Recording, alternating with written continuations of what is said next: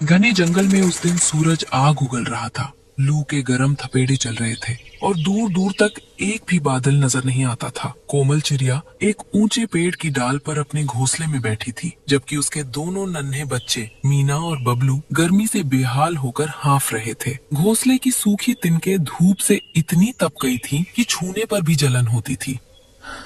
मम्मा, मुझसे तो अब बैठा भी नहीं जा रहा, सारा शरीर जल रहा है।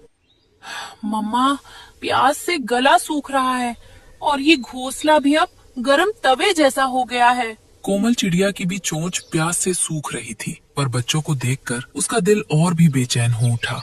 मेरे बच्चों, थोड़ा धीरज रखो। ये घोंसला अब हमारे लिए ठीक नहीं रहा। चलो कोई ठंडी और छायादार जगह ढूंढते हैं।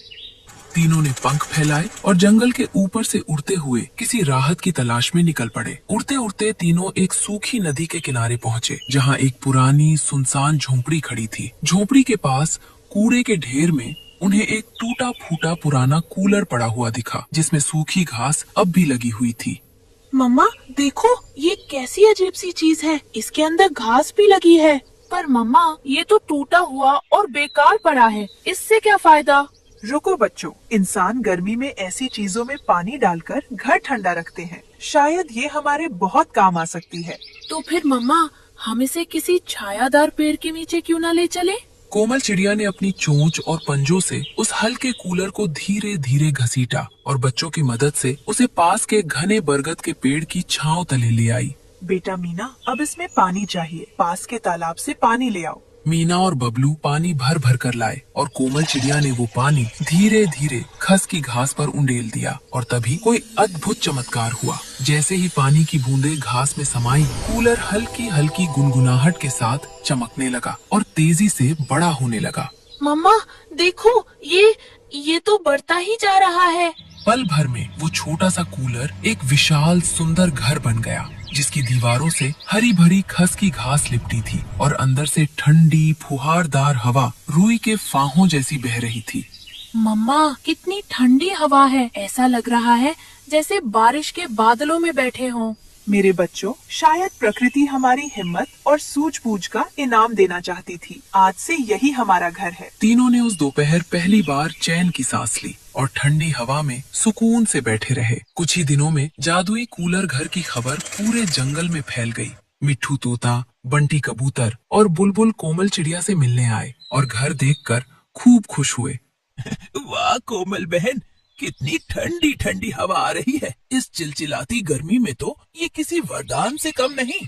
पर ये खुशखबरी लालची कौवे और उसकी पत्नी बिजली कौवी तक पहुंची तो लालची कौवे के मन में जलन की आग सुलग उठी। ये क्या, उस छोटी सी चिड़िया के पास इतनेटा ठंडा, इतना शानदार घर, और मैं इस जलती धूप में एक सूखी डाल पर बैठा हूँ। हमें अकेले कुछ नहीं करना चाहिए। हमें शिकारी चील भाई को बुलाना चाहिए। उनके सामने तो कोई टिक ही नहीं सकता। लालची कौवा तुरंत उड़कर शिकारी चील के पास गया और उसे जादुई कूलर घर की पूरी कहानी सुनाकर उकसाने लगा। चील भाई, वो ठंडा घर तो आपके ही लायक है। इस गर्मी में ऐसा सुकून कहीं नहीं मिलेगा। आप उड़कर जाइए, वो कमजोर चिड़िया आपका कुछ नहीं बिगाड़ पाएगी। एक नन्ही चिड़िया मुझसे टकराने की हिम्मत करेगी? चलो अभी देखते हैं। शिकारी चील अपने विशाल पंख फैलाए सीधे कोमल चिड़िया के कूलर घर जा पहुंची। उसे देखकर मीना और बबलू डर के मारे माँ से चिपक गए। ए चिड़िया, ये ठंडा घर अब मेरा है। अभी के अभी यहाँ से चली जा, वरना अंजाम बुरा होगा। चील भाई, ये घर हमारी मेहनत और सूझबूझ से बना है। मैं इसे कभी नहीं छोड़ूंगी। कृपया आप यहाँ से चली जाइए। तेरी इतनी हिम्मत, अब मैं इस घर को अपने पंजों से नोच डालूंगी। ये कहकर जैसे ही शिकारी चील ने अपने तेज पंजे कूलर घर की दीवार पर मारे, अंदर छिपी पानी की टंकी फट गई और ठंडे पानी की तेज फुहार सीधे चील के ऊपर जा गिरी। भीगे हुए भारी पंखों के साथ चील संभल न सकी और धड़ाम से जमीन पर आ गिरी। मम्मा देखो, चील भाई तो पूरी भीग गई। ये देखकर लालची कौवा और बिजली कौवी डर के मारे कांपने लगे। मुझे माफ कर दो चिड़िया बहन, मुझे माफ कर दो। मैंने बहुत बड़ी गलती की। कोमल बहन, हमें माफ कर दो। जलन में आकर हमने तुम्हारा बुरा सोचा। हमें अपनी गलती का बहुत अफसोस है। कोमल चिड़िया का दिल पहले से ही बहुत कोमल था। उसने कुछ पल सोचा और फिर मुस्कुराकर जवाब दिया। कोई बात नहीं चील भाई, गलती हर किसी से हो जाती है, जरूरी है उसे सुधारना। आइए आप सब भी हमारे साथ इस ठंडी हवा में बैठिए।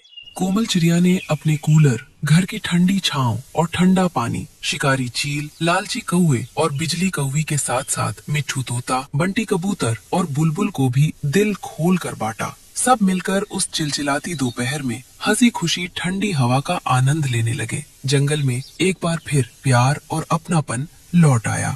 दोस्तों, मुसीबत में सूझबूझ और हिम्मत से रास्ता निकाला जा सकता है, और जो अपनी मेहनत से बनी खुशियाँ दूसरों के साथ बांटता है वही सच्चा सुख पाता है। लालच और जलन इंसान को गिरा देते हैं, जबकि माफी और प्यार सबसे बड़े दुश्मन का भी दिल जीत लेते हैं।